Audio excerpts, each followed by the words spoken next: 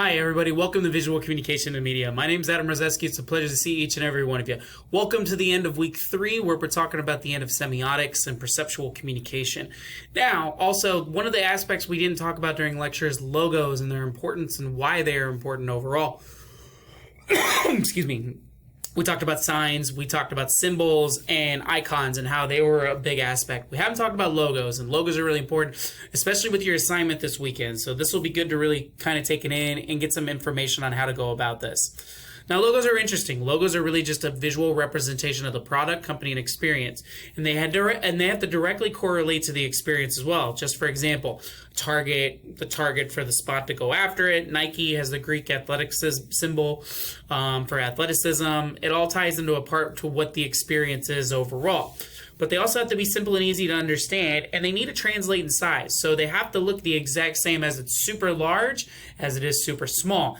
And we have to consider a lot of different things where font style and format must always be considered, including cultural elements. That's why these have to be recognizable across multiple countries and everything. And you have to be careful how it goes through it, and you have to be wary about what you offend and what you don't. Now, there's different types of logos. There are multiple different techniques. There's the abstract mark, much like the Pepsi logo. It doesn't really come from anything. It's just kind of abstract, but it's been recognized with Pepsi so long that that's the logo. You also have mascot logos. These are logos that have a mascot to kind of pitch their style or their elements that make it their own. And then you also have combination marks. Combination marks are interesting. They have multiple different styles of logos combined into one. For example, the Burger King logo is actually an abstract mark in the shape of a burger using the meat as a word mark, which is Burger King. So it's using a word mark and an abstract mark. Now, just to give you all a heads up, a word mark is just the name of the company straight out. You can't really use long names when it comes to that, so that's why it works for like Google and stuff. Now, there's also pictorial marks. Pictorial marks are like an image of what you're buying. For example, Apple, it's got the black Apple logo that ties to Apple. And then letter marks, much like word marks, but they're acronyms. So the actual organization for NASA is called the National Association for Space Administration.